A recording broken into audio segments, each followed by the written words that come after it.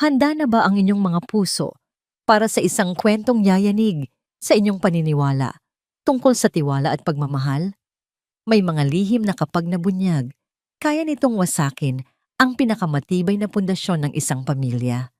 Paano kung ang taong pinagkakatiwalaan mo ng buong buhay mo, ang siya palang dahan-dahang sumisira nito? Halina't pakinggan natin ang kwento ni Alab at ang pagsisimula ng isang bangungot sa loob ng paraisong kanyang itinayo. Ang mamahaling katad ng manibela ay malambot sa palad ni Alab de Villa. Isang halos hindi mahahalata na ngiti ang sumilay sa kanyang mga labi habang binabagtas niya ang mahabang daan papasok sa kanilang lupain, ang hacienda Gintong Araw. Sa magkabilang gilid, ang mga puno ng mangga ay tila yumuyukod sa pagdaan ng kanyang sasakyan. Ang kanilang mga dahon ay kumikinang na parang ginto sa ilalim ng papalubog na araw. Perpekto ang lahat, tulad ng dati. Sa passenger seat, nakabalot pa sa isang magarang papel na may laso, ay ang regalo niya para kay Hiraya.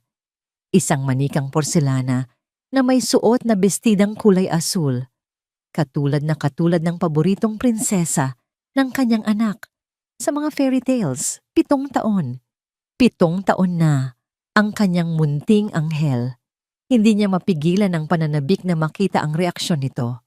Ang paglaki ng mga mata, ang matamis na tawa na para sa kanya ay mas mahalaga pa kaysa sa lahat ng yaman ng kanilang pamilya. Pagkatapos ng isang linggong business trip sa Cebu, sabik na siyang mayakap ang kanyang mag-ina. Namimiss na niya ang malambing na tinig ni Amihan, ang kanyang asawa, at lalo na ang mga maiingay na halik ni Hiraya. Ito ang kanyang mundo. Ang hacienda Gintong Araw, si Amihan at si Hiraya. Sila ang kanyang paraiso. Ngunit nang iparada niya ang sasakyan sa harap ng malaking pinto ng mansyon, isang hindi pangkaraniwang katahimikan ang sumalubong sa kanya. Karaniwan, sa pagdating pa lamang ng tunog ng kanyang kotse, ay sasalubungin na siya ng takbo at sigaw ni Hiraya. "Daddy! Daddy's home!" Ngayon, tanging ang marahang ihip ng hangin ang kanyang naririnig. "Amihan, Hiraya," tawag niya pagpasok sa loob. Ang kanyang boses ay umalingaw-ngaw sa malawak na entrada, ngunit walang sumagot. Nagsimulang kumabog ng bahagya ang kanyang dibdib. Dahan-dahan niyang inilapag ang kanyang briefcase sa sahig. "Anak? Mommy?" Naglakad siya papunta sa sala. Walang tao. Sa kusina, malinis ang lahat. Ang kakaibang katahimikan ay nagsimulang magbigay sa kanya ng kaba. May mali. At sa kanya naalala, ang playroom, ang paboritong lugar ni Hiraya sa buong mundo. Mabilis ang mga hakbang na tinungo niya ang silid sa dulo ng pasilyo. Bahagyang nakaawang ang pinto. "Hiraya, anak! Andito na si Da." Natigil ang mga salita sa kanyang lalamunan. Ang regalong hawak niya ay bumagsak mula sa kanyang nanginginig na kamay. Lumikha ng isang malakas na kalabog sa sahig na gawa sa nara. Doon, sa gitna ng mga laruan, sa tabi ng paborito nitong manika, nakahandusay ang kanyang anak. Maputla ang mga labi ni Hiraya at ang kanyang dibdib ay halos hindi gumagalaw. "Hiraya!" Sigaw niya, isang sigaw na puno ng pagkasindak. Para siyang sinaksak ng libu-libong karayom. Ang mundo niya ay biglang umikot. Lumuhod siya sa tabi ng anak. Nanginginig ang mga kamay habang hinahawakan ang malamig nitong pisngi. "Anak! Anak! Gumising ka! Anong nangyari?" Hindi ito sumasagot. Kasabay ng kanyang pagsigaw ng tulong ay ang paglabas ni Amihan mula sa kanilang silid. Suot ang isang sutalang roba. Ang itsura niya ay puno ng pagkalito na agad napalitan ng matinding gulat nang makita ang eksena. "Diyos ko! Alab! Anong nangyari?" Tili niya. Tumakbo palapit. Ang kanyang mukha ay nabahira ng perpektong pag-aalala.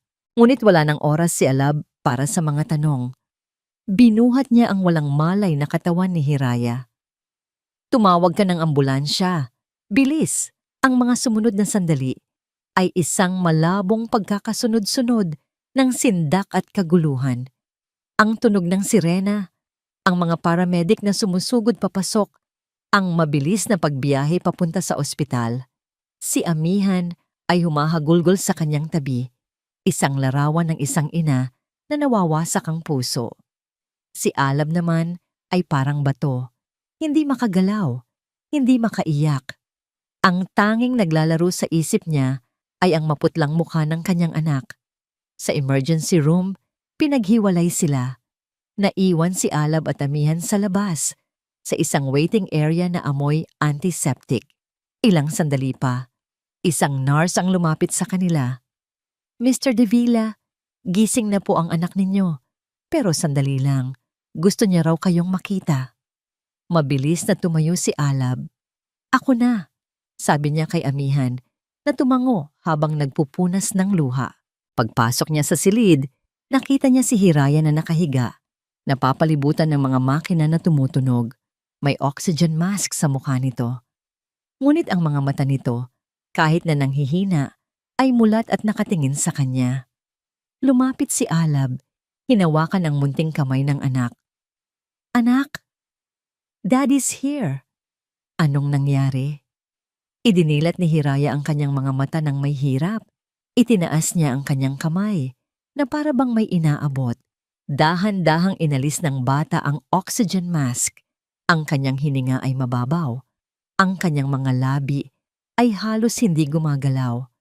Ngunit sa gitna ng ingay ng mga makina, narinig ni Alab ang dalawang salitang magpapaguho sa kanyang mundo. Dalawang salitang ibinulong na parang hangin. Siba mo, Mommy? At pagkatapos, muling pumikit ang mga mata ni Hiraya. Nanigas si Alab. Ano? Anong ibig sabihin noon? Hindi. Nagkakamali lang siya ng dinig. Deliryo lang ang anak niya. Hindi maari. Bumukas ang pinto at pumasok ang isang doktor, isang matandang lalaki na may seryosong mukha. Tiningnan nito ang mga monitor at saka bumaling kay Alab. Mr. De Villa, panimula ng doktor sa isang mababa. At may awtoridad na boses. Kailangan nating mag-usap. Lumabas sila ng silid at dinala siya ng doktor sa isang maliit na opisina. Doc, ano po ba talaga ang nangyari sa anak ko? Is it an accident? May nakain ba siyang mali? Sunod-sunod na tanong ni Alab. Ang kanyang boses ay puno ng desperasyon. Umiling ang doktor. Tumingin ito nang diretso sa mga mata ni Alab. At ang mga salitang lumabas sa bibig nito ay tila isang hatol na yayanig sa pundasyon ng kanyang buhay. Mr. De Villa, this was not an accident. Ang level ng sedative na natagpuan namin sa dugo ng anak ninyo, napakataas. Masyadong mataas para maging aksidente. This was intentional. Ang mga salita ng doktor ay parang basag na salamin sa isipan ni Alab. Matalas, pira-piraso, at mapanganib. Intentional, hindi aksidente. Bumalik siya sa waiting area na parang isang kaluluwang nawawala sa sariling katawan. Nakita niya si Amihan, nakayuko, ang mga balikat ay nanginginig sa pag-iyak. Agad itong tumayo nang makita siya. Ang mga mata ay puno ng pag-asa at tanong. Alab, kumusta si Hiraya? Anong sabi ng doktor? Paano niya sasabihin dito ang katotohanan na ang kanilang paraiso ay biglang nagkaroon ng isang napakalaking anino ng pagdududa? Paano niya sasabihin na ang huling salitang narinig niya mula sa kanilang anak ay isang paratang laban dito? She's stable. For now. Sagot na lang niya, umiiwas ng tingin. Kailangan siyang obserbahan. Isang malalim na buntong hininga nang ginhawa ang pinakawalan ni Amihan. Niyakap siya nito ng mahigpit. Salamat sa Diyos. Salamat sa Diyos. Habang nakayakap ito sa kanya, ang pamilyar na bango ng pabango nito at ang init ng katawan nito ay hindi na nagbigay ng kapanatagan kay Alab. Sa halip, isang malamig na kuryente ang gumapang sa kanyang likod. Bawat pag-iyak nito, bawat salita ng pag-aalala ay tila isang pag-arte na sinusuri niya ngayon sa ilalim ng isang mikroskopyo. Ito ba ay totoo O isa lang itong perpektong pagganap? Kinailangan nilang manatili sa ospital, sa isang private room kung saan binabantayan si Hiraya na upo sila sa magkabilang dulo ng sofa. Si Amihan, sa wakas ay tila napagod na sa pag-iyak, ay nakatulog, ang ulo ay nakasandal sa sandalan. Pinagmasdan siya ni Alab. Sa liwanag mula sa pasilyo, ang mukha ni Amihan ay anghelikal, payapa. Ang babaeng minahal niya nang higit sa kanyang buhay, ang ina ng kanyang anak. Paano niya magagawang pagdudahan ito? Biglang bumalik sa kanyang alaala ang isang hapon, 1 taon na ang nakalipas. Naglalakad sila sa hardin ng hasyenda, magkahawak kamay, habang si Hiraya ay masayang humahabol sa mga paru-paro. Huminto sila sa ilalim ng puno ng akasya at sinabi ni Amihan, "Wala na akong mahihiling paalab. Kayo ni Hiraya, kayo ang buong mundo ko. Hinding-hindi ko kayo kayang mawala." Noon, ang mga salitang yon ay musika sa kanyang pandinig. Ngayon, meron itong kakaibang, nakakakilabot na kahulugan. Hinding-hindi ko kayo kayang mawala. Anong kayang gawin ng isang tao para hindi mawala ang lahat sa kanya? Hindi na siya mapakali. Kailangan niyang umalis doon. Kailangan niyang mag-isip. "Mag-uuwi lang ako saglit," bulong niya sa natutulog na asawa. "Kukuha ako ng mga damit natin." Hindi ito gumalaw. Sa kanyang pag-uwi sa hasyenda, ang katahimikan ng mansyon ay mas mabigat na ngayon, mas nakakabingi. Hindi na ito katahimikan ng kapayapaan, kundi katahimikan ng isang krimen. Dumiretso siya sa silid ni Hiraya. Ang lahat ay nasa ayos, maliban sa porselanang manika na nakakalat pa rin sa sahig. Isang paalala ng naudlot na sorpresa. Umupo siya sa maliit na kama ng anak at isang bagay ang pumukaw sa kanyang atensyon. Sa ibabaw ng bedside table, sa ilalim ng lampara, ay ang maliit na diary ni Hiraya na may kulay rosas na pabalat. Binuksan niya ito ng may pag-aalinlangan. Puno ito ng mga guhit ng bata at mga simpleng pangungusap tungkol sa kanyang araw. Ngunit nang marating niya ang pinakahuling pahina na may sulat, nanigas ang kanyang mga daliri. Ang sulat kamay ni Hiraya ay nanginginig, iba sa karaniwan. June 12, nakita ko ang sikreto ni Mommy sa bodega. Takot ako. Bodega? Anong sikreto? At bakit ito ikakatakot ng isang bata? Paulit-ulit na binasa ni Alab ang mga salita. Sikreto ni Mommy. Isang malamig na pawis ang nagsimulang mamuo sa kanyang noo. Isinara niya ang diary at itinago ito sa kanyang bulsa. Ang pagdududa ay hindi na isang anino lamang. Isa na itong halimaw na nagsisimulang magkaanyo. Ang kanyang mga paa ay may sariling isip. Dinala siya nito palayo sa silid ng anak niya. Palayo sa anumang alaala ng kaligayahan. Isang lugar lang ang pumasok sa kanyang isipan. Ang private study ni Amihan. Ang tanging lugar sa mansyon na itinuturing nitong kanya lamang. Isang lugar na bihirang-bihira niyang pasukin bilang respeto sa personal na espasyo nito. Ngunit ngayon, wala nang lugar ang respeto. Napalitan na ito ng isang desperadong pangangailangan na malaman ang katotohanan. Pagpihit niya sa seradura, bumukas ang pinto ng walang tunog. Sumalubong sa kanya ang amoy ng mamahaling papel at ang banayad na pabango ni Amihan. Ang lahat sa loob ay perpektong nakaayos. Ang mga libro sa estante ay nakaayos ayon sa kulay. Ang mga pluma sa ibabaw ng kanyang mesa ay nakahanay na parang mga sundalo. Ito ang mundo ni Amihan. Kontrolado, malinis, walang anumang bahid ng gulo. Para siyang isang magnanakaw sa sarili niyang pamamahay. Nagsimula siyang maghalongkat. Binuksan niya ang mga drawer ng lamesa, isa-isa. Mga resibo mula sa mga charity event, mga sulat pasasalamat, mga plano para sa hardin. Walang kahina-hinala. Walang anumang bagay na magpapatunay sa halimaw na nabubuo sa kanyang isipan. Napaupo siya sa upuan ni Amihan, napasabunot sa sariling buhok. Baka nga nababaliw na siya. Baka dala lang ng pagod at pag-aalala. Baka ang sinabi ni Hiraya ay bunga lang ng lagnat at gamot. Ngunit ang mga salita sa diary, nakita ko ang sikreto ni Mommy sa bodega. Takot ako. Muli niyang inilibot ang kanyang mga mata sa silid, naghahanap ng kahit ano, kahit pinakamaliit na bagay na hindi tama. At doon, sa likod ng mesa, ang atensyon niya ay napako sa isang malaking bookshelf na gawa sa mahogany. Puno ito ng mga klasikong nobela, ngunit may isang bagay na kakaiba. Isang bahagi ng bookshelf, sa pinakailalim na hilera, ay tila mas malinis kaysa sa iba, na para bang madalas itong galawin. Tumayo siya at lumapit. Hinaplos niya ang gilid ng kahoy. Matigas, walang galaw.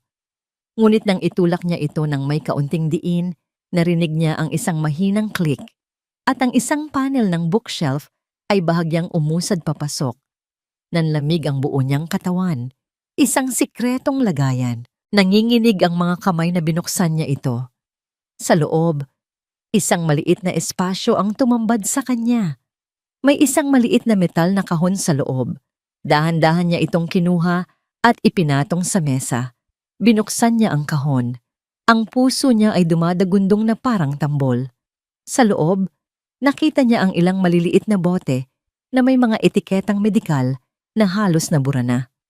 Mayroon ding ilang nakabalot pa na hiringgilya. Bilang isang dating nurse, hindi ito ganoon kakagulat. Ngunit bakit kailangan itong itago? Ngunit ang mas nakakuha ng kanyang pansin ay ang isang folder sa ilalim ng kahon. Hindi ito naglalaman ng mga sulat o dokumento. Sa halip, puno ito ng mga resibo. Mga resibo ng cash withdrawal. Napakarami nito. Naipon sa loob ng maraming taon. Halos pare-pareho ang halaga. Isang malaking halaga na kinuha mula sa isang account na hindi niya kilala. Minsan sa isang buwan. Bawat buwan. Tuloy-tuloy. Ngunit hindi iyon ang nagpatigil sa kanyang paghinga. Kinuha niya ang isa sa mga pinakabagong resibo at binasa ang pangalan ng bangko na nakaimprenta sa papel. Isang maliit, rural na bangko na hindi niya kailanman narinig. At sa ilalim nito, ang address. Isang pangalan ng lugar na tila isang pahiwatig. Isang pangalan na nagbigay sa kanya ng matinding kilabot. Rural Bank of San Isidro, Barrio Magtago Branch. Hawak ni Alab ang mga resibo na parang mga piraso ng lason. Barrio Magtago. Ang pangalan ay umalingaw-ngaw sa kanyang isipan. Isang pangalang tila isinilang mula sa kadiliman. Magtago. To hide. Isang desisyon ang nabuo sa kanyang puso. Isang desisyon na pinanday ng takot at pagdududa. Kailangan niyang malaman. Kailangan niyang makita kung anong lihim ang itinatago ng kanyang asawa sa liblib na lugar na yon. Mabilis siyang kumilos.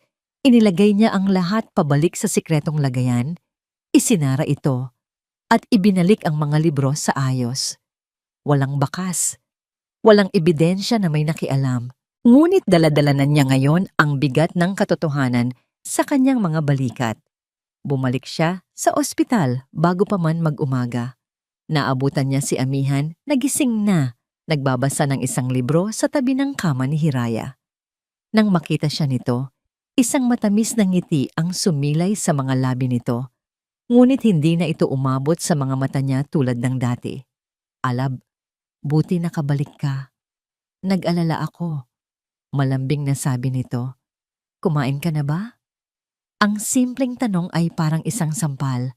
Ang pag-aalala sa boses nito na dati nagbibigay sa kanya ng ginhawa, ngayon ay parang isang kasinungalingan. Hindi pa, sagot niya.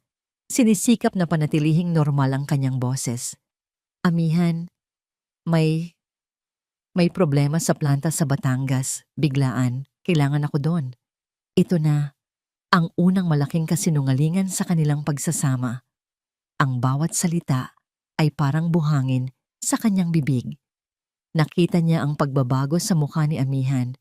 Ang ngiti nito ay napalitan ng pag-aalala. Ano? Ngayon na? Pero paano si Hiraya? Kaya mo na ba rito? Tatawag ako ng private nurse para tumulong sa'yo. Isang araw lang ako doon, pangako. Babalik ako agad. Paliwanag ni Alab. Iniiwasan ang mga mata nito. Hindi niya kayang salubungin ang tingin nito dahil baka mabasa nito ang lahat ng itinatago niya.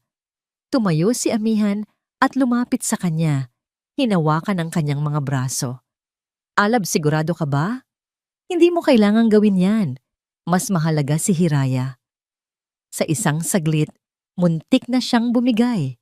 Muntik na niyang sabihin ang totoo. Ngunit muling pumasok sa isip niya ang mga salita ni Hiraya. Si Mommy. Kailangan, mahal. Mariin niyang sabi.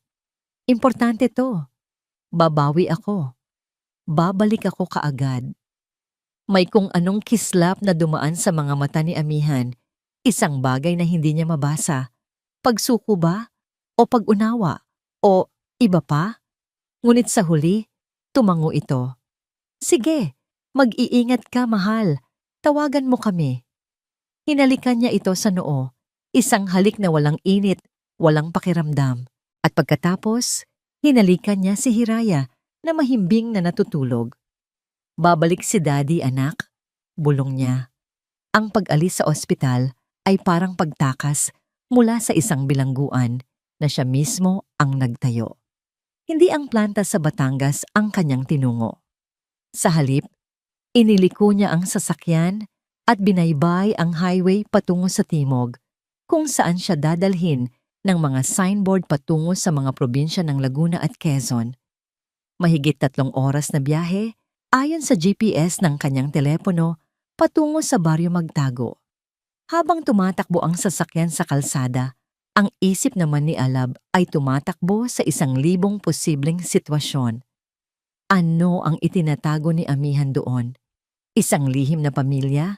Isang kamag-anak na may malaking utang? O isang bagay na mas malala? Bawat kilometrong lumilipas, mas lumalalim ang lamat sa kanyang puso. Ang larawan ng perpektong pamilya na kanyang iningatan sa loob ng maraming taon ay unti-unti nang nadudurog. Mula sa malawak na highway, lumiko siya papasok sa isang makitid na kalsadang probinsyal. Napalitan ng mga puno at bukirin ang mga gusali. Ang hangin ay naging masariwa, ngunit para kay Alab, ito'y may dalang bigat. Nang sa wakas ay makita niya ang isang luma at kinakalawang na arko na may nakasulat na, "Welcome to Baryo Magtago." Huminto siya saglit sa gilid ng daan. Ito na yon, ang dulo ng daan, ang lugar kung saan maaring nakasalalay ang kasagutan sa lahat. Nagpatuloy siya sa pagmamaneho ng dahan-dahan. Ang baryo ay simple lamang. Ilang kabahayan, isang kapilya, at isang tindahan sa kanto. Huminto siya sa tapat ng tindahan kung saan may ilang lalaking nag-iinuman. Magandang hapon po. Bati niya sa isang matandang babae na nagbabantay ng tindahan. Magandang hapon din, iho. Anong maipaglilingkod ko sa'yo? Mukhang hindi ka taga rito. Sagot ng ale. Sinusuri siya mula ulo hanggang paa. Hahanapin ko lang po sana ang isang bahay. May kakilala po kasi akong isang nurse. Dito raw po siya nakatira. Sabi ni Alab, sinisikap na maging kaswal. Nag-iisip ang matanda. Nurse? Ah, baka si Nurse Amihan ang tinutukoy mo. Yung magandang nurse na galing Maynila? Oo, may bahay yan dito. Isang beses sa isang buwan kung dumalaw. Mabait na bata yon. Laging may dalang gamot para sa mga may sakit dito. Nanuyo ang lalamunan ni Alab. Opo, siya nga po. Saan po ba ang bahay niya? Diretsuhin mo lang tong kalsada, sabi ng ale. Itinuturo ang isang daan ng lupa. Sa pinakadulo, may makikita kang isang maliit na bahay na medyo nakahiwalay sa iba. Kulay puti. Yon ang sa kanya. Nagpasalamat si Alab at muling pinaandar ang sasakyan. Ang puso niya ay kumakarera na. Bawat salita ng matanda ay isang kumpirmasyon. Isang patalim na lalong bumaon sa kanyang dibdib. Ipinark niya ang kotse sa ilalim ng isang malaking puno ng mangga. Malayo-layo sa bahay para hindi makalikha ng ingay. Naglakad siya sa daan ng lupa. Ang bawat yabag ay parang ang bigat. Ang bahay ay simple lang. May bakod na kawayan at mga halaman sa paligid. Tahimik. Masyadong tahimik. Dahan-dahan siyang lumapit sa bintana na bahagyang nakaawang. Sumilip siya sa maliit na siwang. Ang kanyang hininga ay pigil na pigil. At doon, natigilan siya. Ang kanyang mundo ay huminto sa pag-ikot. Sa loob, sa isang lumang kama, may isang lalaking payat na payat at mukhang may sakit. At sa tabi nito, nakaupo sa isang silya ay si Amihan, ang kanyang asawa. Ang asawa niyang dapat ay nasa ospital at nagbabantay sa kanilang anak. May hawak itong isang mangkok ng lugaw at dahan-dahan, maingat. Isinusubo niya ito sa bibig ng lalaki. Ang bawat segundo na lumilipas ay parang isang butil ng buhangin sa loob ng isang hourglass para kay Amihan. Nakaupo siya sa tabi ng kama ni Hiraya. Ang kanyang mga kamay ay marahang nakahawak sa munting palad ng bata. Sa sino mang titingin, siya ang larawan ng isang ina na nag-aalala. Ang kanyang muka ay nababalot ng lungkot. Ngunit sa loob-loob niya, isang bagyo ng kaba at kalkulasyon ang nagwawala. Hindi ang kalagayan ni Hiraya ang tunay na gumugulo sa isip niya, kundi ang ekspresyon sa mga mata ni Alab bago ito umalis. Ang lamig, ang distansya, ang halos hindi mahahalata, ngunit matalas na tanong na nakatago sa likod ng mga salita nitong may problema sa planta. Alam niya, sa kaibuturan ng kanyang kaluluwa, alam niyang nagsisimula na itong magduda at alam niya kung saan ito hahantong. Sa baryo magtago. Isang alaala ang biglang sumalakay sa kanyang isipan, isang multo mula sa nakaraan na hindi niya kailanman matatatakasan. 14 na taong gulang pa lamang siya noon. Hindi pa Amihan ang pangalan niya, kundi si Amy, isang payat na batang babae na may mga punit na tsinelas at laging kumakalamang sikmura. Nakatayo siya sa labas ng isang malaking gate. Ang gate ng isang hacienda na may mga ginintuang letrang nakaukit. De Villa. Nagmamakaawa ang kanyang ina sa gwardiya para sa kaunting tulong, kaunting bigas dahil may sakit ang kanyang ama. Ngunit itinaboy lang sila. Isang matabang ginang ang lumabas mula sa mansyon. Tiningnan sila na para bang sila ang pinakamaruming basura sa mundo. Umalis kayo rito. Baka mahawa pa kami sa sakit ninyo. Sigaw nito. Ang kahihiyan, ang galit, ang pangako na binuo niya sa kanyang sarili sa araw na yon, na hinding-hindi na siya muling magiging isang anino na tinatapakan. Gagawin niya ang lahat para makatayo sa liwanag, kahit na mga hulugan pa ito ng paglakad sa dilim.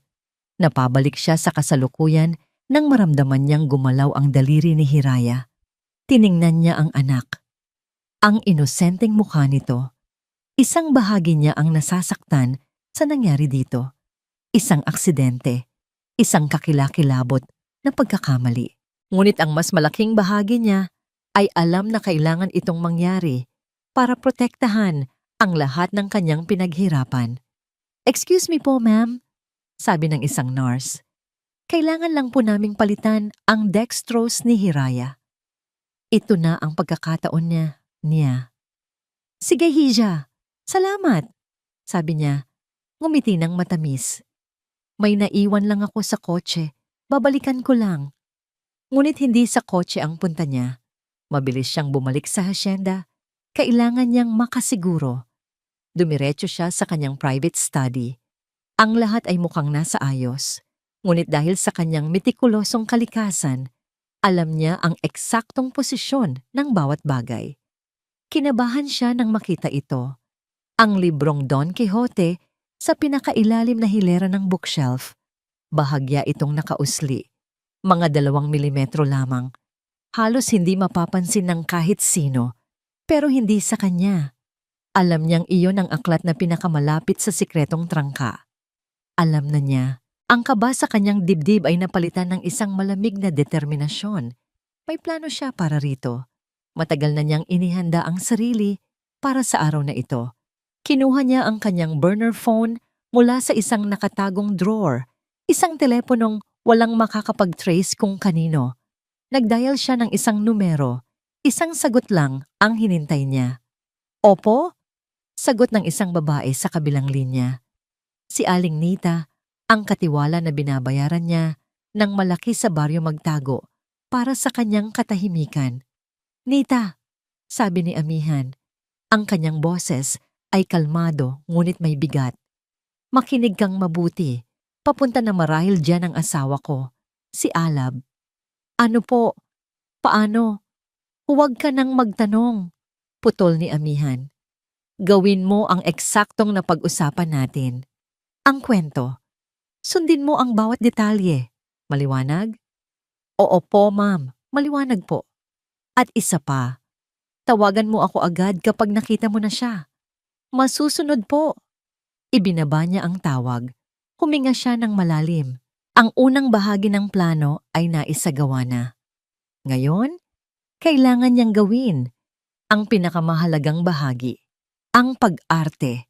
Bumalik siya sa ospital na parang walang nangyari. Muli siyang umupo sa tabi ni Hiraya, ngunit ngayon, ang kanyang pag-aalala ay mas kapani-paniwala. Kinausap niya ang mga nurse tungkol sa kalagayan ng bata. Ang kanyang boses ay nanginginig sa tamang mga sandali. Nagtanong siya kung kailan ito magigising. Ang kanyang mga mata ay nagpapakita ng perpektong pagkalungkot. Sino mang makakita sa kanya ay sasabihing isa siyang ulirang ina na dinudurog ng trahedya. Sa bawat minuto, sinusulyapan niya ang kanyang cellphone na nasa silent mode.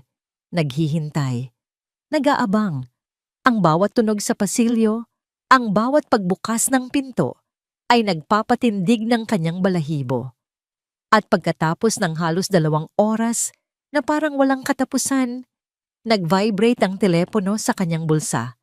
Isang text message mula sa numerong hindi nakarehistro. Binuksan niya ito nang hindi ipinapahalata.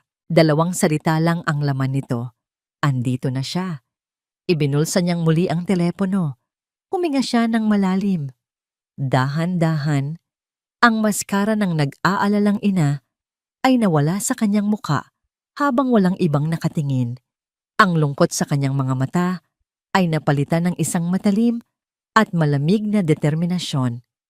Ang malambot na kurba ng kanyang mga labi ay naging isang tuwid at matigas na linya. Tumingin siya sa bintana, sa kawalan. Ang lahat ng kanyang pinaghirapan, ang lahat ng kanyang isinakripisyo ay nakasalalay sa mga susunod na oras. Hindi siya papayag na bumalik sa pagiging anino. Humarap siya sa pintuan ng silid na para bang nakikita niya si Alab sa kabilang dulo ng probinsya. At sa isang bulong na tanging siya lang ang makakarinig, sinabi niya ang mga salitang magsisimula sa susunod na yugto ng kanyang mapanganib na laro. Oras na. Nakatayo si Alab sa labas ng bintana na parang isang estatwang gawa sa yelo. Ang tanging gumagalaw sa kanya ay ang mabilis na pagtibok ng kanyang puso sa loob ng kanyang dibdib. Ang bawat subo ng lugaw na ibinibigay ni Amihan sa estrangherong lalaki ay parang isang patalim na itinarak sa kanyang likod. Si Amihan. Ang asawa niyang dapat ay nasa tabi ng kanilang nag-aagaw buhay na anak. Narito, nag-aalaga ng ibang lalaki. Ang pagdududa na dati isang anino lamang ay naging isang dambuhalang halimaw na sumasakmal sa kanyang buong pagkatao. Ang galit, isang emosyon na bihira niyang maramdaman, ay biglang umakyat mula sa kanyang sikmura na parang kumukulong asido. Hindi na siya nag-isip. Tinulak niya ang sarili palayo sa bintana at sa ilang malalaking hakbang, narating niya ang pinto. Hindi na siya kumatok. Ginamit niya ang buong bigat ng kanyang katawan at puwersahang itinulak ang pinto. Blag! Ang tunog ng bumukas na pinto ay umaling-awngaw sa maliit na bahay.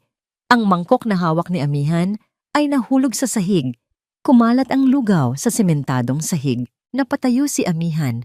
Ang kanyang mukha ay nabahira ng purong gulat at takot. Alab! Ang tanging salitang lumabas sa kanyang bibig. Ang kanyang boses ay isang pabulong na tili. Paano? Paano mo nalaman? Hindi pinansin ni Alab ang kanyang tanong. Ang kanyang mga mata na nagliliyab sa galit ay nakapako sa lalaking nakahiga sa kama. Ang lalaki, na nagulat din, ay sinubukang bumangon ngunit masyado siyang mahina. "Sino siya, amihan?" tanong ni Alab. Ang kanyang boses ay mababa at puno ng panganib. Bawat salita ay may bigat. "Siya ba? Siya ba ang dahilan kung bakit mo iiwan ang nag-aagaw buhay nating anak?" Ang gulat sa mukha ni amihan ay dahan-dahang napalitan ng isang emosyon na hindi pa nakikita ni Alab dati, isang halo ng desperasyon at sakit. Nagsimulang mamuo ang mga luha sa kanyang mga mata. "Alab, magpapaliwanag ako. Hindi ito tulad ng iniisip mo. Huwag mo akong bigyan ng kasinungalingan," sigaw ni Alab, na sa wakas ay sumabog. "Nakita ko ang mga resibo, ang mga withdrawal. Ilang taon mo nang ginagawa ito sa likod ko? Sino ang lalaking ito? Sumagot ka." Dito na tuluyang humagulgol si amihan. Ang kanyang mga balikat ay nanginginig. Para siyang isang tau-tauhan na naputulan ng tali. "Patawarin mo ako, Alab. Patawarin mo ako sa hindi ko pagsasabi sa'yo." Habang nagaganap ang komprontasyon, ang lalaki sa kama ay patuloy na nakatitig kay Alab. Mayroong pagkilala sa kanyang mga mata.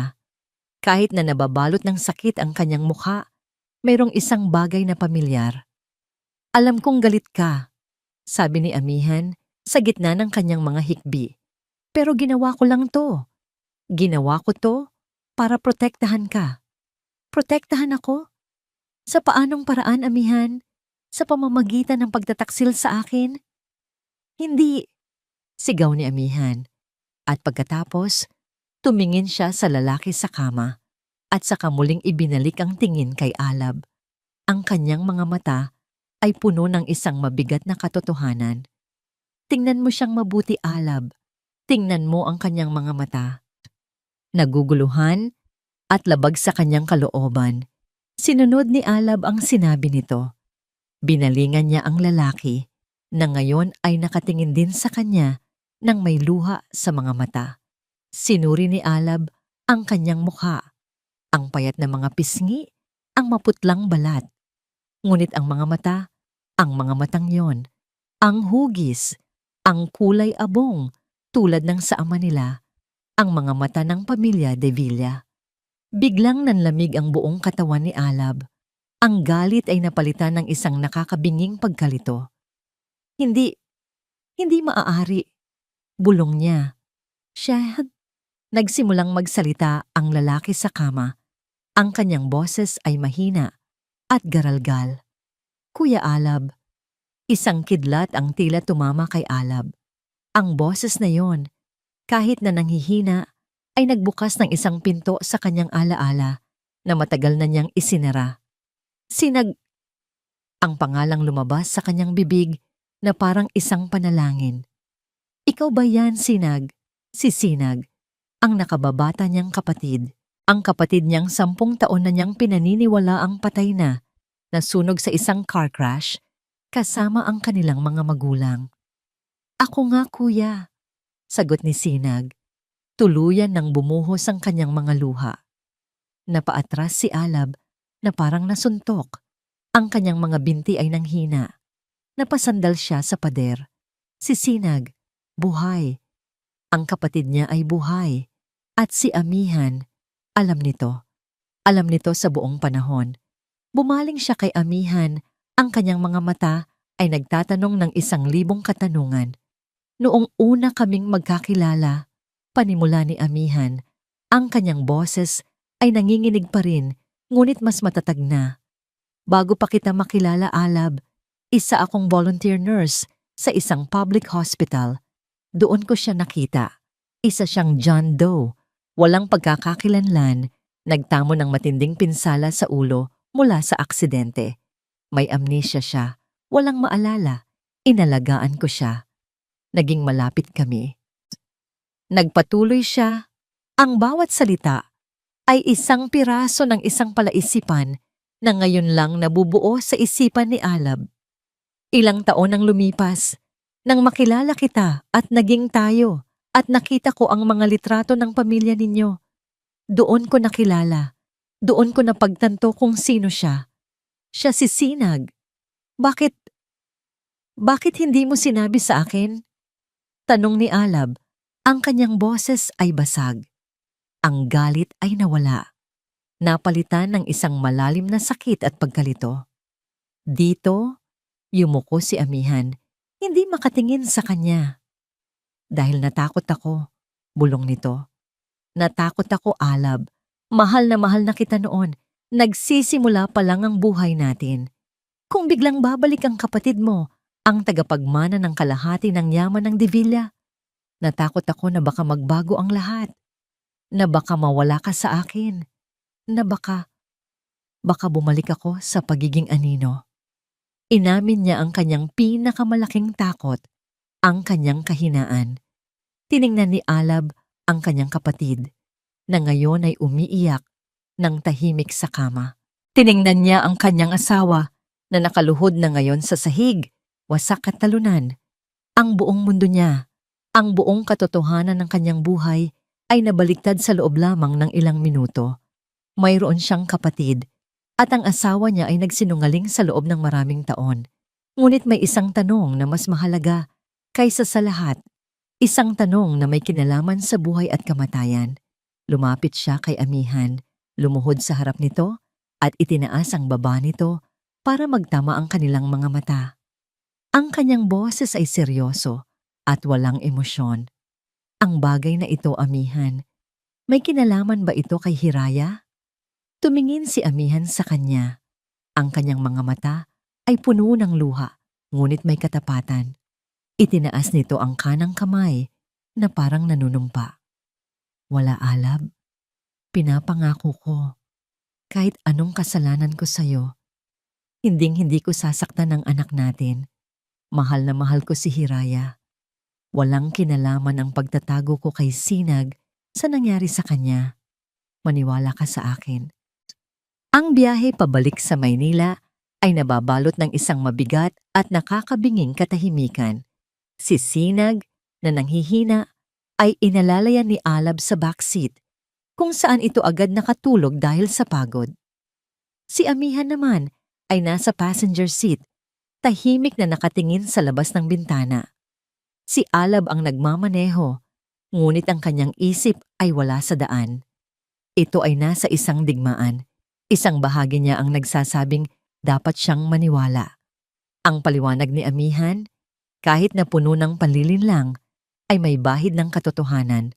Ang kanyang takot sa kahirapan, ang kanyang pagnanais na protektahan ang kanilang relasyon at ang kapatid niya.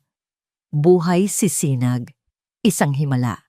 Isang himalang dinala sa kanya sa isang baluktot na paraan ni Amihan. Ngunit ang isa pang bahagi niya, ang bahaging pinakain ng mga salita ni Hiraya at ng mga natuklasan niya sa study, ay sumisigaw ng pag-iingat. Ang pangako ni Amihan na wala itong kinalaman sa nangyari kay Hiraya ay parang isang matamis na pulot na maaaring may nakatagong lason. Paano niya pagkakatiwalaan ang isang babaeng nagawang magtago ng ganito kalaking sikreto sa loob ng maraming taon? Ang pagmamahal niya dito at ang pagdududa ay naglalaban sa loob niya, at ang bawat isa ay nag-iiwan ng sariwang sugat. Sa halip na umuwi sa hasyenda, isang lugar na ngayon ay nabahiran na ng kasinungalingan. Dinala ni Alab si Sinag sa isa sa mga pinakamagaling na ospital sa bansa. Kumuha siya ng isang private suite at sinigurong ang pinakamahuhusay na doktor ang titingin dito. At dito, sa malinis at puting kapaligiran ng ospital, ipinamalas ni Amihan ang kanyang perpektong pagganap para siyang isang anghel ng awa. Siya ang personal na nag-asikaso sa lahat ng pangangailangan ni Sinag. Maingat niyang inaayos ang unan nito. Siya ang matiyagang nagpapakain dito kapag oras na ng pagkain. Kausap niya ang mga nurse sa isang mahinahon at propesyonal na paraan na nagbibigay ng mga detalye tungkol sa kondisyon ni Sinag na siya lang ang nakakaalam. Ang lahat ng nurse at doktor ay humanga sa kanyang dedikasyon. Napakaswerte po ng kapatid ninyo, Sir Alab, sabi ng isang batang nurse sa kanya isang hapon. Bihira po kaming makakita ng hipag na ganyan ka, maalaga. Halos hindi na po niya iniiwan. Ngumiti lang si Alab, isang pilit na ngiti na hindi umabot sa kanyang mga mata. Pakiramdam niya ay siya ang kontrabida sa sarili niyang kwento. Ang lahat sa paligid niya ay nakikita si Amihan bilang isang santa, habang siya, sa kanyang kalooban, ay tinitingnan ito bilang isang suspek, para siyang nababaliw. Isang araw, naabutan niya si Sinag, nagising at medyo malakas na. Nakaupo si Amihan sa tabi nito, binabasahan ito ng isang pahayagan. "Kuya," tawag sa kanya ni Sinag, isang matamis na ngiti ang sumilay sa payat nitong mukha. "Halika." Lumapit si Alab. "Gusto ko lang malaman mo," sabi ni Sinag. Ang kanyang boses ay mahina pa rin, na kung hindi dahil kay Amihan, matagal na siguro akong wala. Inalagaan niya ako. Tinuring niya akong pamilya kahit nung mga panahong hindi ko pa kilala ang sarili ko. Utang ko sa kanya ang buhay ko. Hinawakan ni Sinag ang kamay ni Amihan nang ngumiti lang ng malambing. "Tungkulin ko yon, Sinag. Pamilya kita." Parang isang suntok sa sikmura ang naramdaman ni Alab. Ang taong pinakamalapit sa kanya, ang kapatid na ngayon lang niya muling nakasama, ay nasa panig nito. Siya na lang ang mag-isa sa kanyang pagdududa. Pakiramdam niya ay nalulunod siya sa mga matatamis na salita at perpektong kilos ni Amihan. Kinabukasan, nagpasya siyang kausapin ang head doctor na humahawak sa kaso ni Sinag, isang matandang neurologist na nagngangalang Dr. Manlapas. "Good morning, Mr. De Villa," bati ng doktor. "Please have a seat." "Doc, gusto ko lang pong malaman, ano po ba talaga ang findings ninyo? Bakit ganito kahina ang kapatid ko?" tanong ni Alab. Sumandal ang doktor sa kanyang upuan, ang kanyang mga daliri ay magkasalikop sa ibabaw ng mesa. Mayroon siyang seryosong ekspresyon. "Well, ang initial diagnosis natin ay epekto ng matinding head trauma mula sa kanyang aksidente noon na pinalala ng malnutrition. Pero mayroon akong ibang napapansin." "Ano po iyon, Doc?" Tumingin si Dr. Manlapas sa kanya ng diretso. "Mr. De Villa, may gusto lang akong sabihin sa inyo ng pribado dahil ito ay isang teorya pa lamang." Huminto ito saglit na para bang nag-iisip ng tamang mga salita. Kakaiba ang mga sintomas ng kapatid ninyo. Ang chronic weakness, ang pagkawala ng memorya, ang panginginig ng mga kalamnan. Sa totoo lang, ang mga ito ay kahawig ng mga sintomas ng isang taong dahan-dahang nalalason ng heavy metals sa loob ng mahabang panahon. Ang mga salita ay tumama kay Alab na parang isang malakas na sampal. Dahan-dahang nalalason, nanlamig ang kanyang mga kamay. Nagsimulang umikot ang kanyang paningin. Ang mga matatamis na salita ni Amihan, ang perpektong pag-aalaga nito, ang lugaw na isinusubo nito kay Sinag sa Baryo Magtago. Lahat ay biglang nagkaroon ng isang madilim at nakakakilabot na bagong kahulugan. Ang mga salita ni Dr. Manlapas ay nag-iwan ng isang malalim na lamat sa isipan ni Alab, dahan-dahang nalalason. Ang teoryang iyon ay hindi na niya maialis sa kanyang ulo, ngunit wala siyang patunay. Tanging isang hinala na, kung sasabihin niya kanino man, ay magmumukha siyang isang paranoid na asawa na sinisiraan ng kanyang malaanghel na asawa. Samantala, sa loob ng suite ng ospital, si Sinag ay unti-unting lumalakas. Sa bawat araw na lumilipas, sa ilalim ng wastong medikal na atensyon at nutrisyon, ang ulap sa kanyang isipan ay dahan-dahang humahawi. Ang mga piraso ng kanyang nakaraan, na dati malabo at pira-piraso, ay nagsisimulang magkaroon ng kulay at hugis. Hindi na lamang ang aksidente ang kanyang naaalala, kundi pati na rin ang mga taon na ginugol niya sa maliit na bahay sa Baryo Magtago. Isang hapon, habang nag-iisa siya sa silid at pinagmamasdan ang pagpatak ng ulan sa bintana, isang alaala ang biglang pumasok sa kanyang isip. Nakahiga siya sa kanyang kama, tulad ng dati. Pumasok si amihan, dala ang kanyang tanghalian. Ngunit sa pagkakataong ito, hindi niya sinabi kay Sinag ang karaniwang kwento na abala si Alab sa trabaho. Sa halip, umupo ito sa tabi niya, ang muka ay balisa. Magagalit si Alab kapag nalaman niyang buhay ka.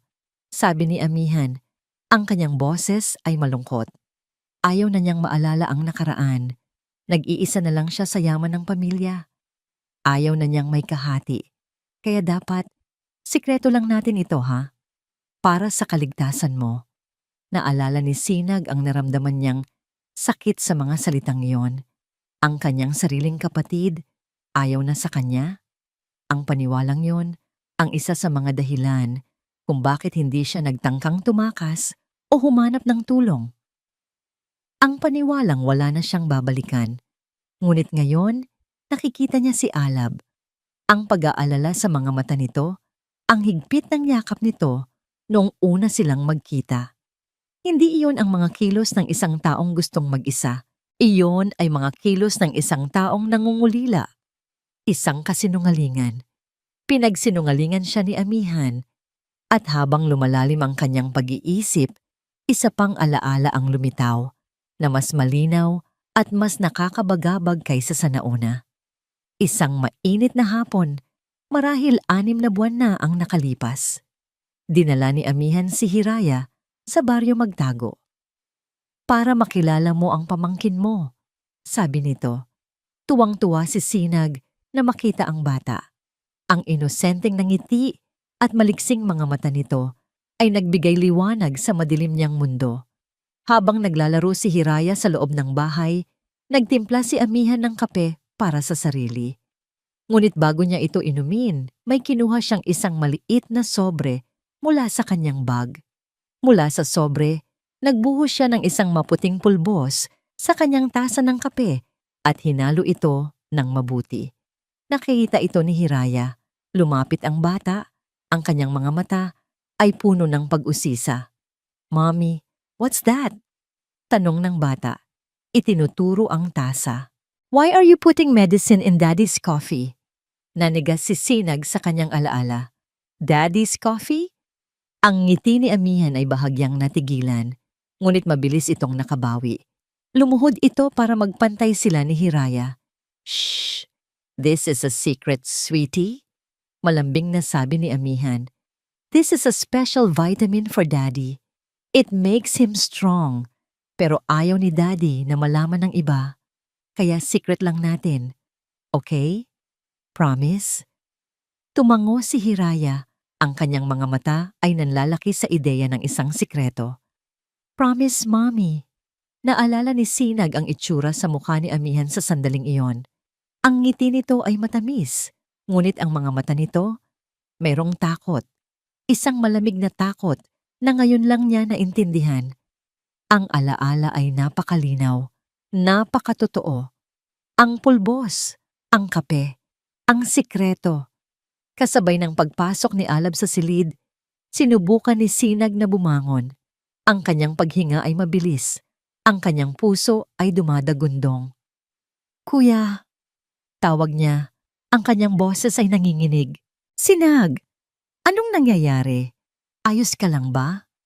Nag-aalalang tanong ni Alab na mabilis na lumapit sa kanya. Si Hiraya," hirap na sabi ni Sinag. "Naalala ko. Nakita niya si amihan." Kumunot ang noo ni Alab. "Nakita? Nakita ang ano?" Tumingin si Sinag sa kanyang kapatid. Ang kanyang mga mata ay puno ng isang kakilakilabot na babala. "Ang kape, kuya. May inilalagay si amihan sa kape mo tuwing umaga. Isang pulbos." Nakita ni Hiraya at tinawag niya itong sikreto. Natigilan si Alab. Ang buong mundo niya ay tila huminto sa pag-ikot. Ang huling piraso ng palaisipan ay bumagsak sa lugar.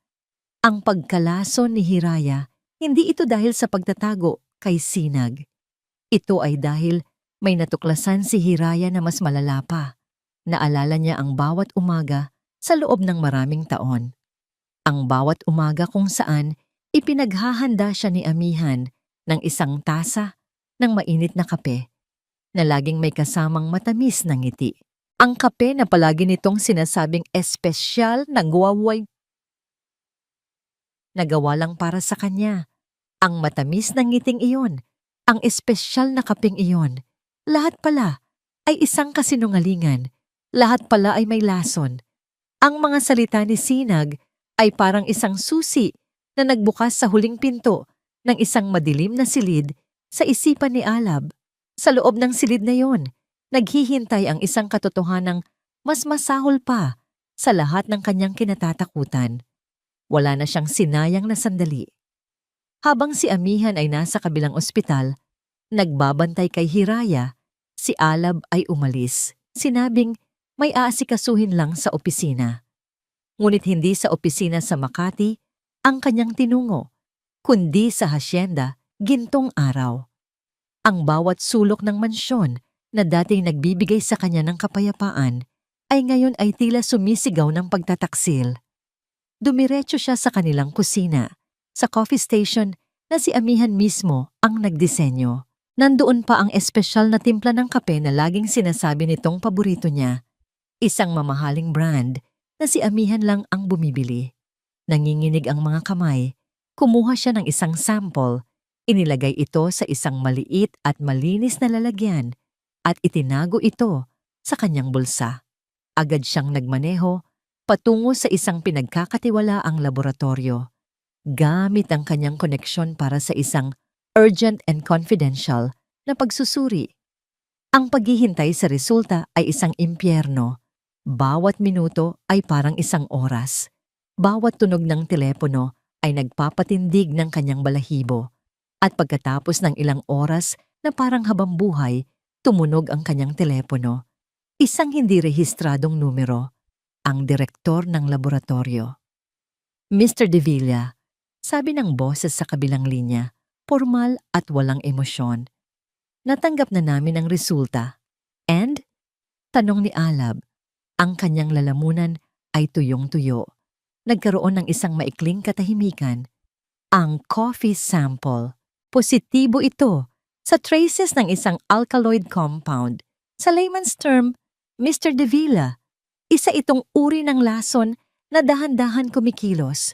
Kapag iniinom ng regular sa loob ng mahabang panahon, magdudulot ito ng unti-unting paghina ng mga organ na magmumukhang natural na pagkamatay dahil sa sakit. Ang telepono ay halos mahulog mula sa kamay ni Alab. Ang hangin ay tila naubos sa kanyang mga baga. Totoo. Lahat ng ito ay totoo. Ang teorya ni Dr. Manlapas, ang alaala ni Sinag, ang bawat tasa ng kape, bawat matamis na ngiti, bawat umaga, lahat ay bahagi ng isang napakatagal at napakalamig na plano para patayin siya. Ang susunod niyang pinuntahan ay ang ospital kung nasaan si Hiraya. Mas malakas na ang bata, gising na ito at nakakakain na ng bahagya. Naabutan niya itong nag-iisa, naglalaro ng isang puzzle sa kanyang kama. Umupo si Alab sa tabi nito. Pinilit ang isang ngiti. Hinaplos niya ang buhok ng kanyang anak.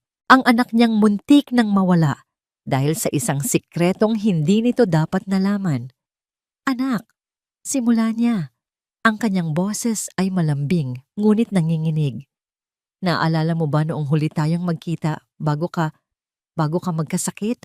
Tumango si Hiraya. Opo, Daddy. You were coming home. Yes, sabi ni Alab. At may sinabi ka sa akin sa emergency room. Sinabi mo, si Mommy. Nakita ni Alab ang takot na gumuhit sa mga mata ng kanyang anak. Hiraya, sweetie, it's okay. Hindi magagalit si Daddy. Kailangan ko lang malaman ang totoo. Naaalala mo ba ang sikreto ni Mommy? Nagsimulang mamuo ang mga luha sa mga mata ni Hiraya. Tumango itong muli. Ang maliliit nitong labi ay nanginginig. I saw her daddy. Bulong ng bata. Ang kanyang boses ay basag. Sa kitchen. Kumuha po ako ng juice. Nakita ko si mommy. May nilagay siyang white powder sa coffee machine. Yung para po sa inyo. Anong ginawa mo, anak? Mahinang tanong ni Alab. Kahit na dinudurog na ang kanyang puso. Tinanong ko po siya. Humikbi si Hiraya. Sabi niya, secret vitamins daw po, pero iba po ang itsura niya, Daddy. Takot po siya. Sabi ko, isusumbong ko po kayo pag uwi ninyo. Nasasabihin ko sa inyo ang secret niya. Ang mga luha ay tuluyan ng bumuhos mula sa mga mata ng bata. Tapos po sabi niya, "Huwag, anak. Masama ang pakiramdam mo, di ba? Heto, uminom ka ng special syrup para gumaling ka at makatulog ng mahimbing." Pinainom niya po ako. Masarap po siya, Daddy. Pero pagkatapos, nahilo po ako. Hindi na natapos ni Hiraya ang kanyang kwento. Napahagulgol na lamang siya. Niyakap siya ni Alab ng mahigpit. Ang sarili niyang mga luha ay tahimik na dumadaloy sa kanyang mga pisngi. Ang plano ay hindi lang patayin siya. Ang plano ay patahimikin ang sinumang makakaalam. Kahit pa ang sarili nilang anak. Umalis si Alab sa ospital na parang isang patay na naglalakad. Ang pagmamahal, ang tiwala, ang lahat ng magagandang alaala, lahat ay naging abo. Nagmaneho siya pabalik sa hasyenda gintong araw. Ang paraisong itinayo niya ay isa na palang libingan. Naabutan niya si Amihan sa grand living room, payapang nagbabasa ng libro, na tila walang anumang nangyari sa mundo. Nang makita siya nito, ngumiti ito. Ang matamis na ngiting iyon na minsan ay nagpapatunaw sa kanyang puso, ngunit ngayon ay nagbibigay sa kanya ng sukdulan na pandidiri. "Mahal, andyan ka na pala," sabi nito. Hindi sumagot si Alab. Naglakad siya ng dahan-dahan patungo sa coffee table na gawa sa salamin sa kanilang pagitan. Mula sa kanyang coat, inilabas niya ang isang nakatuping papel. Ang kopya ng resulta mula sa laboratorio. Marahan niya itong inilapag sa ibabaw ng lamesa. Ang tunog ng papel sa salamin ay tila isang putok ng baril sa katahimikan ng silid. Hindi pa rin nagsasalita. Itinulak niya ang papel palapit dito. Nagtatakang kinuha ito ni Amihan. Binuklat. Binasa. Nakita ni Alab ang unti-unting pagbabago sa mukha nito. Mula sa pagkalito, patungo sa pagkabigla, at sa huli, sa isang malamig na pagkatanto. Tumingala ito sa kanya. Ang mga mata nito ay nanlalaki. Tinitigan siya ni Alab. Ang kanyang mga mata ay walang buhay. Ang kanyang puso ay naging bato. At sa isang boses na malamig pa sa yelo, binitiwan niya ang mga salitang tatapos sa lahat. "Para sa akin pala ang lason, hindi ba, Amihan?" Isang sandali niyang nakabibinging katahimikan ang namayani. Ang maskara ni Amihan ay gumuho. Ang pagkabigla sa kanyang mukha ay nawala. At napalitan ng isang bagay na mas nakakatakot, isang ngiti. At pagkatapos, nagsimula siyang tumawa. Hindi isang tawa ng tuwa, kundi isang tawa na walang kaluluwa, malamig at baliw. Isang tawa na umalingaw-ngaw sa buong mansyon na sinisira ang huling piraso ng kanilang paraiso. Ang tawa ni Amihan ay parang mga bubog na umiikot sa loob ng marangyang sala. Bawat hagik-gik ay tumatago sa puso ni Alab. Winawasak ang anumang natitirang piraso ng pagmamahal na naroon. Ito na ang katapusan. Ang lahat ng maskara ay bumagsak na. Tumigil siya sa pagtawa ng biglaan. At ang katahimikan na pumalit ay mas nakakakilabot pa. Dahan-dahan siyang tumayo. Ang kanyang mga mata ay nag-aapoy sa isang kakaibang liwanag. Isang halo ng galit, kabaliwan, at isang malalim na pait. Wala na ang malambing na Amihan na kanyang kilala. Ang nakatayo sa harap niya ngayon ay isang estranghera. "Oo," sabi niya. Ang kanyang boses ay kalmado ngunit puno ng kamandag. Para sa'yo nga. At malapit na sana. Ilang buwan na lang siguro, Alab. Ilang buwan na lang at ang lahat ng ito, ikinumpas niya ang kanyang kamay sa paligid, ay magiging akin na lang. Walang kahati, walang anino ng nakaraan. Hindi makapaniwala si Alab sa kanyang narinig. Ang malamig na pag-amin, ang kawalan ng anumang pagsisisi. Bakit? Ang tanging tanong na lumabas sa kanyang bibig, isang tanong na naglalaman ng lahat ng sakit at pagkalito ng maraming taon. Ibinigay ko sa iyo ang lahat, Amihan. Lahat. Muling tumawa si Amihan, isang maikling, mapait na tawa. Binigyan mo ako ng gintong hawla, Alab. Oo, binigyan mo ako ng kayamanan, ng pangalan. Pero araw-araw, sa tuwing tinitingnan ko ang mga pader ng hasyenda gintong araw na ito, naaalala ko ang araw na itinaboy kami ng nanay mo na parang mga aso sa labas ng gate ninyo. Araw-araw, nararamdaman ko ang takot na baka isang araw, kapag nagsawa ka na, itatapon mo rin ako pabalik sa putik na pinanggalingan ko. Hindi ko kailanman gagawin yon, sigaw ni Alab. Hindi mo alam, ganting sigaw ni Amihan. Ang kanyang boses ay puno ng hinanakit na naipon sa loob ng maraming taon. Hindi mo alam kung ano ang pakiramdam ng maging isang anino. Isang walang-wala. Ginawa ko ang lahat para makatakas doon. Lahat. At hindi ako papayag na may sumira noon. Hindi si Sinag. At lalong hindi ang anak kong nakatuklas sa sikreto ko. Ang huling pangungusap ay tumama kay Alab na parang isang malakas na sampal. Kaya mo nagawa yon kay Hiraya, ang sarili mong anak. Aksidente lang yon, sigaw niya. Ngunit wala ng sinseridad sa kanyang mga salita. Kung hindi lang sana siya nakialam, kung naging mabuting bata na lang sana siya at nanahimik. Sa sandaling iyon, isang bagay ang namatay sa loob ni Alab. Ang huling hibla ng pag-asa na baka may natitira pang kabutihan sa babaeng nasa harap niya ay naglaho na parang usok. Ang nakikita niya na lang ay isang halimaw na nilamon ng sarili nitong mga demonyo. Habang nagsasalita si Amihan, dahan-dahang kinuha ni Alab ang kanyang cellphone mula sa bulsa. Kanina pa, bago pa siya umuwi, may isang tawag na siyang ginawa. Kasabay ng pagtatapos ng sigaw ni Amihan, bumukas ang malaking pinto ng mansyon. Pumasok ang dalawang unipormadong pulis, kasama ang isang detektib na matagal ng kaibigan ng pamilya ni Alab. Natigilan si Amihan.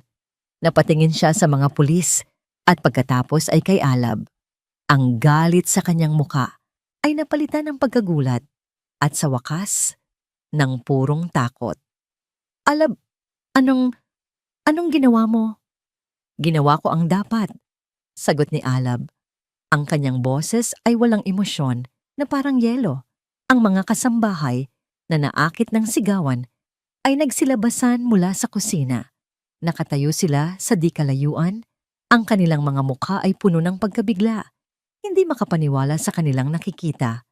Ang kanilang mabait at perpektong senyora kinakausap ng mga pulis. Amihan Reyes de Villa, sabi ng detective sa isang formal na tono. Inaaresto ka namin sa salang attempted murder at frustrated murder. May karapatan kang manahimik. Hindi na narinig ni Amihan ang iba pa. Ang kanyang mga mata ay nakapako kay Alab. Hindi mo to magagawa sa akin, Alab. Pakiusap niya. Ang kanyang boses ay naging isang desperadong bulong. Asawa mo ako. Mahal kita. Hindi kumurap si Alab. Ang babaeng minahal ko ay matagal nang namatay. Sagot niya. Ang kanyang mga salita ay kasing talas ng isang patalim. Habang papalapit ang mga pulis para posasan siya, nagwala si Amihan. Huwag. Huwag ninyo akong hahawakan. Akin ang lahat ng ito. Akin. Ngunit wala na siyang lakas. Hinawakan siya ng dalawang pulis. Habang ipinuposas ang kanyang mga kamay sa kanyang likuran, ang kanyang mga mata ay hindi humiwalay kay Alab. Isang tingin na puno ng lahat. Pagmamakaawa, galit, pagtataksil, at ang huling bakas ng isang pag-ibig na naging lason. Dinala siya palabas ng mansyon. Ang perpektong batyo ng hasyenda gintong araw, ngayon ay isang kriminal nang sa wakas ay tumahimik na ang lahat nang marinig na lang ang papalayong tunog ng sirena ng pulis na iwan si Alab na nakatayo sa gitna ng malawak at walang laman na sala. Ang katahimikan ay nakakabingi. Tumingin siya sa paligid, sa mga mamahaling muebles, sa mga naglalakihang painting, sa chandelier na kumikinang. Lahat ng ito ay simbolo ng isang buhay na itinayo sa isang pundasyong gawa sa buhangin. Isang magandang panaginip na naging isang kakilakilabot na bangungot. Ang lakas na nagpatatag sa kanya sa buong komprontasyon ay biglang nawala. Ang kanyang mga binti ay nanghina. Ang kanyang mga tuhod ay bumigay. Napaluhod siya sa malamig na marmol na sahig. At doon, sa gitna ng mga guho ng kanyang perpektong buhay, sa unang pagkakataon mula nang magsimula ang lahat ng ito, si Alab de Villa ay humagulgol na parang isang batang nawawala. Lumipas ang ilang linggo na tila mga taon sa loob ng hasyenda gintong araw.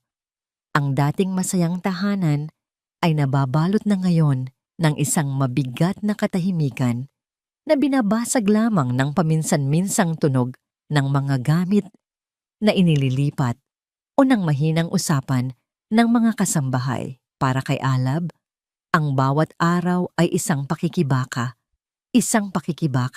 laban sa mga alaala, laban sa mga paano kung, at laban sa sakit ng isang pagtataksil na napakalalim isang gabi.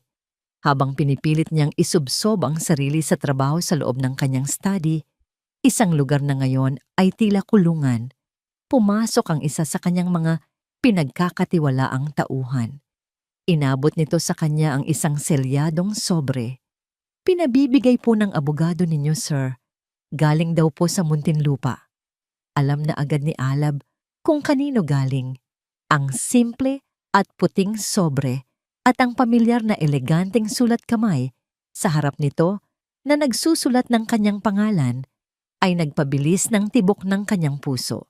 Galing kay Amiana. Sa isang iglap, gusto niya itong lukutin, itapon, sunugin. Gusto niyang burahin ang huling piraso nito sa kanyang buhay. Ngunit isang puwersa, marahil ang huling hibla ng nakaraan o isang desperadong pangangailangan na maunawaan kung paano humantong ang lahat sa trahedyang ito, ang pumigil sa kanya. Huminga siya ng malalim. Umupo siya sa kanyang silyang katad. Kinuha ang isang letter opener at maingat na binuksan ang sobre. Inilabas niya ang nakatuping papel sa loob. Habang binabasa niya ang mga salitang nakasulat, ang boses ni Amihan ay tila bumalik mula sa kawalan, mahinahon at malinaw, na bumubulong sa katahimikan ng silid. Ang boses ni Amihan ang maririnig, kalmado, tila nagkukwento at hindi nagmamakaawa.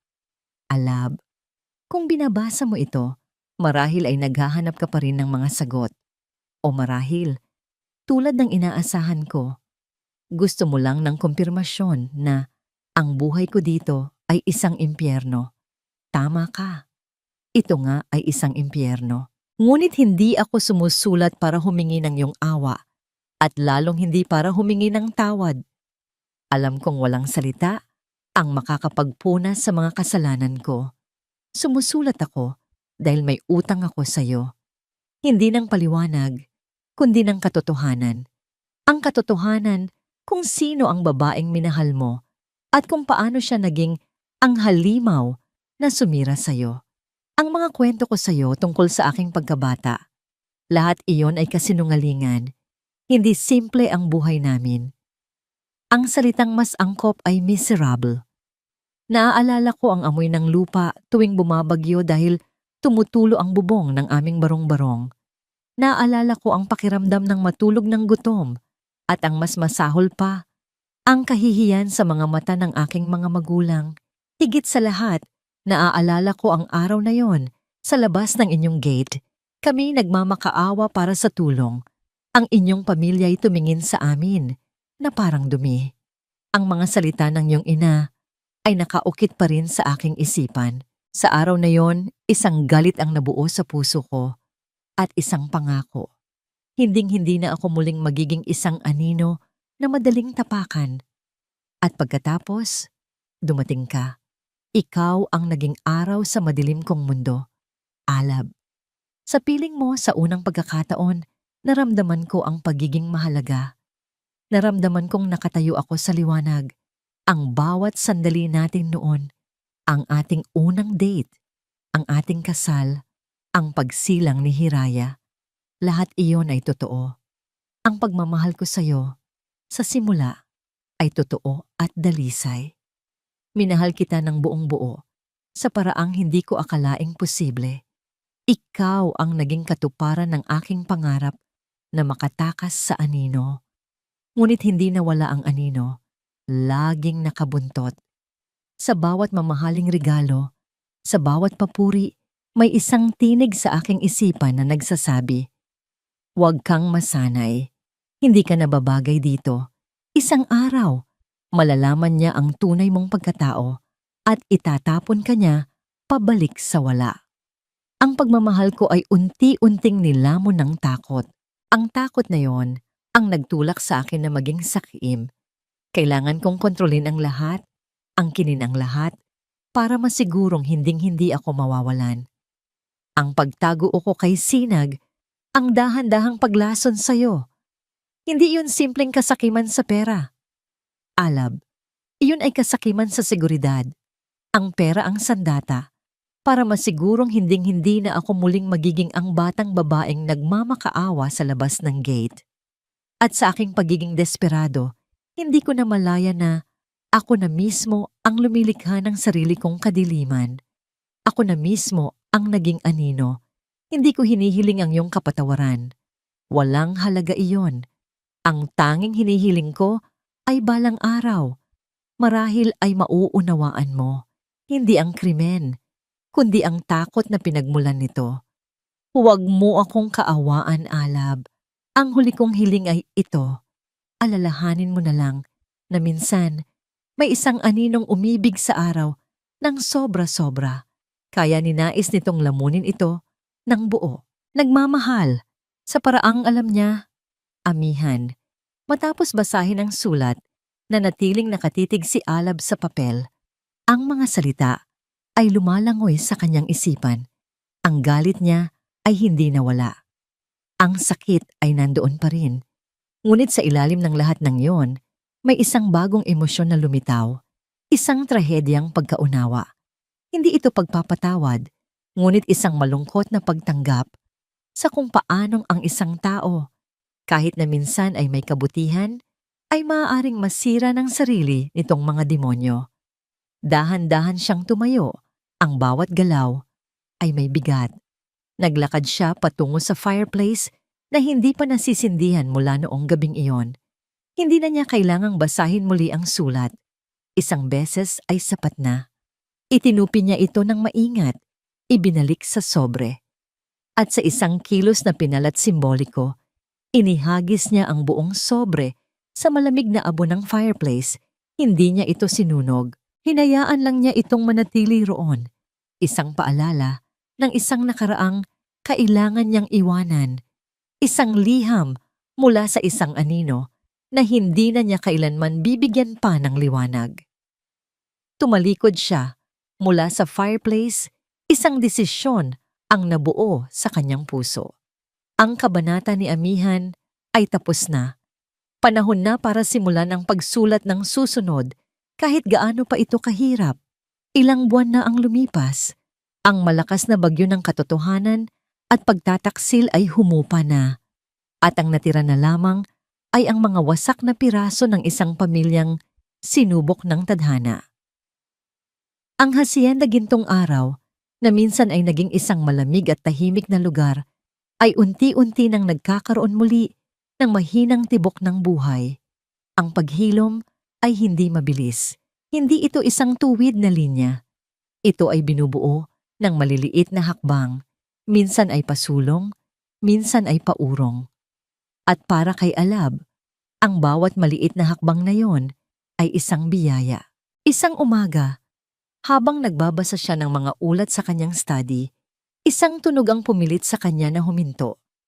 Isang tunog na matagal na niyang hindi naririnig sa loob ng kanilang pamamahay. Isang tawa, isang dalisay, at masayang tawa ng isang bata. Dahan-dahan siyang tumayo at sinundan ng tunog. Dinala siya nito sa sala, kung saan nakaupo si Sinag sa sofa at si Hiraya ay nakatayo sa harap nito. Ang mga kamay ay nasa baywang na tila isang maliit na komedyante. And then, sabi ng isda sa pusa, "Eh di meow," sabi ni Hiraya, na sinundan ng isa pang malakas na halakhak.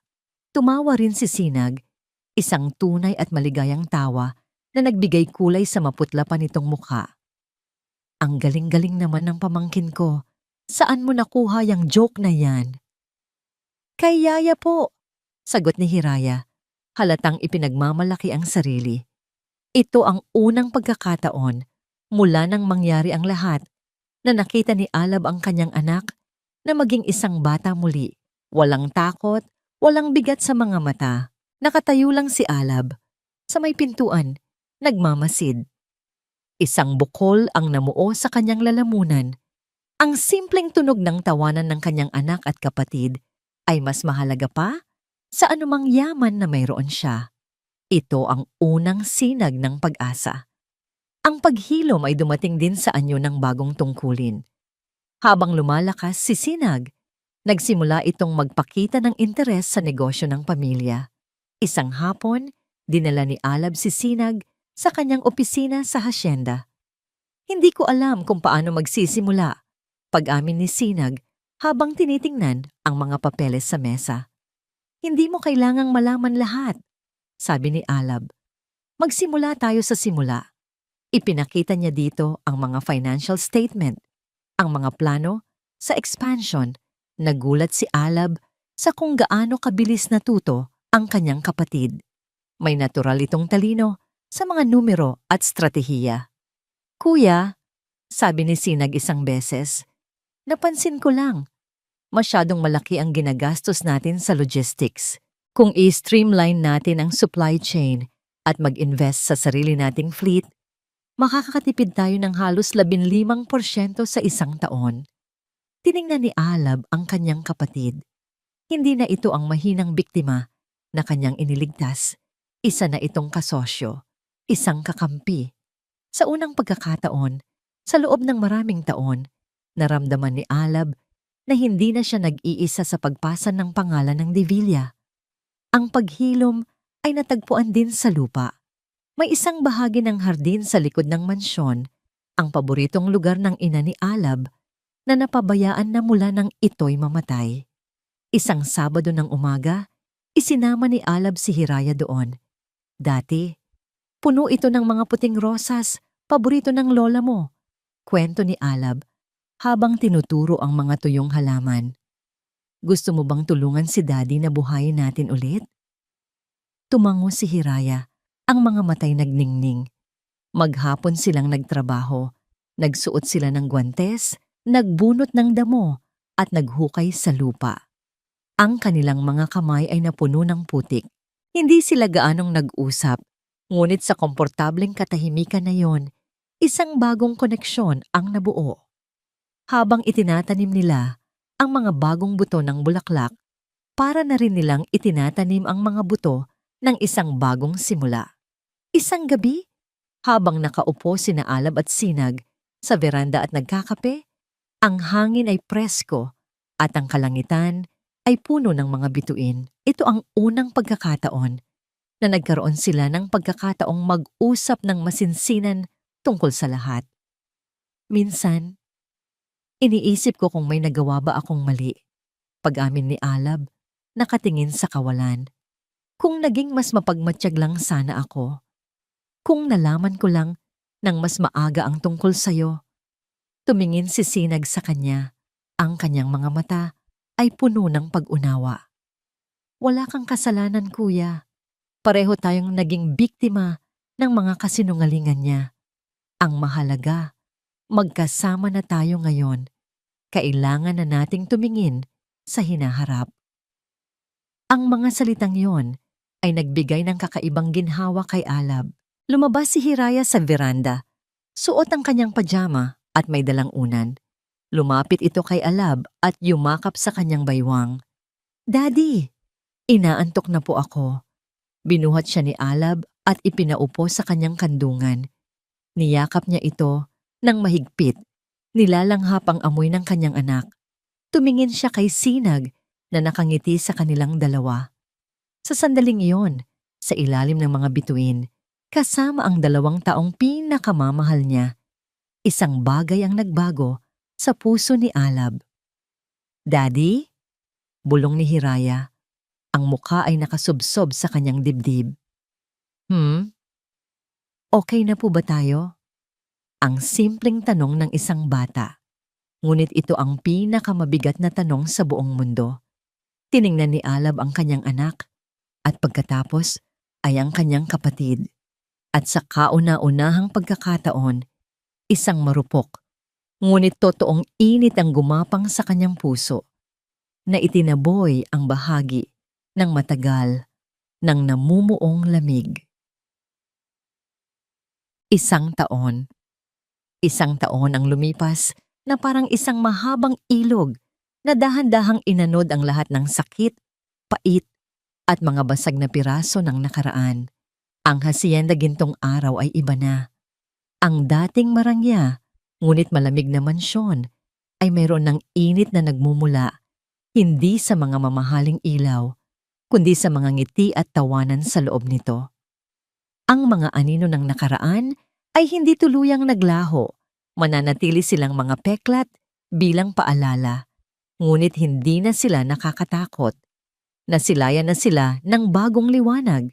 Ngayon ay isang espesyal na araw. Ito ang 8 kaarawan ni Hiraya.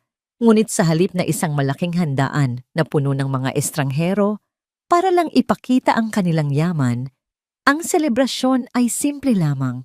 Ang mahabang mesa sa hardin, sa gitna ng mga puting rosas na muling namumukadkad, ay nakahanda para lamang sa kanilang 3.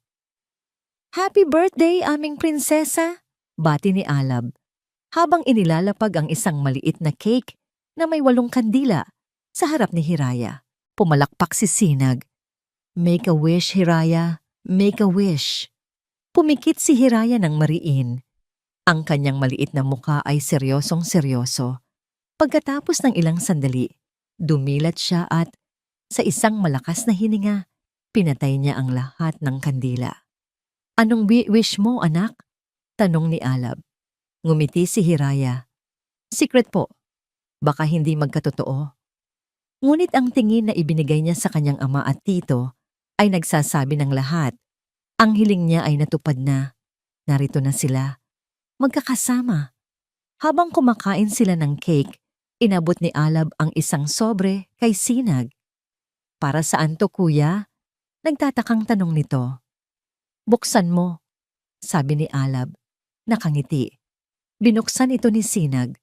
Sa loob ay mga papeles, mga legal na dokumento. Nang mabasa niya ang nilalaman, nanlaki ang kanyang mga mata. "Kuya, totoo ba to?" "Oo," sagot ni Alab. Simula sa araw na ito, opisyal nang magbubukas ang Liwanag Foundation, isang charity na itinatag sa pangalan ng ating ina. At ikaw, itinuro niya ang kapatid, ang magiging direktor nito. Gagamitin natin ang bahagi ng yaman ng Devilla para tulungan ang mga pamilyang nangangailangan, ang mga batang may sakit, ang mga taong tulad ng dati nating sarili. Napaluha si Sinag, hindi dahil sa lungkot, kundi dahil sa labis na pasasalamat. "Salamat, kuya." "Huwag kang magpasalamat sa akin," sabi ni Alab. "Salamat sa'yo dahil ipinaalala mo sa akin kung ano ang tunay na mahalaga." Maya-maya pa inabot ni Hiraya ang isang regalo kay Alab. Isa itong drawing na siya mismo ang gumawa. "Wow! Ano to, sweetie?" Ipinakita ni Hiraya ang kanyang obra. Sa ilalim ng isang malaking-malaking araw, may 3 tao na magkakahawak kamay. Isang matangkad na lalaki, isang medyo matangkad na lalaki, at isang maliit na batang babae sa gitna. Ang kanilang mga muka ay iginuhit na may malalaking ngiti. "That's you, Daddy," turo niya sa isang lalaki. "That's Tito Sinag, and that's me." Niyakap ni Alab ang kanyang anak ng mahigpit. "Ito ang pinakamagandang regalong natanggap ko sa buong buhay ko." Nang papalubog na ang araw, ang 3 ay magkakatabing nakaupo sa isang bench sa hardin. Pinapanood ang kalangitan na magkulay kahel at rosas. Ang ginintuang liwanag ay tumatama sa kanilang mga mukha. Ang pangalang Hacienda Gintong Araw ay may bago ng kahulugan para sa kanila. Hindi na ito tungkol sa ginto ng kayamanan, kundi sa gintong sinag ng pag-asa, pagpapatawad sa sarili, at isang bagong simula. Tumingin si Alab sa kanyang kapatid na ngayon ay malusog na at puno ng bagong layunin sa buhay. Tumingin siya sa kanyang anak na ang tawa ay muling naging musika sa kanilang tahanan. Ang mga peklat sa kanilang mga puso ay naroon pa rin, ngunit hindi na sila masakit kapag hinahawakan. Sila na ngayon ay isang testamento ng kanilang katatagan. "Daddy!" bulong ni Hiraya. Isinandal ang ulo sa balikat ni Alab. "Yes, anak? I love you po." "I love you more, Hiraya," sagot ni Alab. "I love you both," dagdag niya. Tinitingnan si Sinag na tumango at ngumiti. Sa paglubog ng araw, sa isang tahimik at payapang sandali, nahanap ng pamilya De Villa ang kanilang tunay na yaman. Hindi sa mga lupain o sa mga numero sa bangko, kundi sa simpleng katotohanan na sa kabila ng pinakamadilim na bagyo, basta't magkakasama sila, palaging may bagong sinag na sisikat sa kinabukasan. Ang kanilang kwento ng pagtataksil ay natapos na, at ang kanilang kwento ng paghilom ay nagsisimula pa lamang, at dito po nagtatapos ang ating kwento. Isang paglalakbay na nagturo sa atin ng isang mahalagang aral, na ang katotohanan, gaano man ito kasakit, ang siyang tanging pundasyon na maaaring pagtayuan muli ng tiwala at pag-asa. Ang mga lihim, gaano man kahusay itago, ay laging hahanap ng paraan upang lumabas, at sa huli, ang pagpapatawad, lalo na sa ating mga sarili, at ang pagmamahal ng pamilya, ang siyang tunay na maghihilom sa pinakamalalim na sugat. Maraming salamat po sa inyong walang sawang pagsubaybay at pakikinig. Sana po ay may napulot kayong aral at inspirasyon sa kwento ni na Alab, Sinag, at Hiraya. Kung meron po kayong mga saloobin o komento, o kung may mga uri ng kwento kayong nais marinig sa susunod, huwag po kayong mag-atubiling i-comment sa ibaba. Ang inyong boses ay mahalaga po sa amin. Hindi dito nagtatapos ang ating paglalakbay. Marami pa pong kwentong kasing ganda at mas puno ng aral dito sa aming channel. Kung nagustuhan niyo ang kwentong ito, i-like, i-share sa pamilya at mga kaibigan. At mag-subscribe na rin para lagi kayong updated sa mga susunod pa naming kwento. I-click niyo ang notification bell para kayo ang unang makarinig kapag may bago kaming upload. Pagpalain po kayo ng Panginoon, kayo at ang inyong buong pamilya. Hanggang sa muli!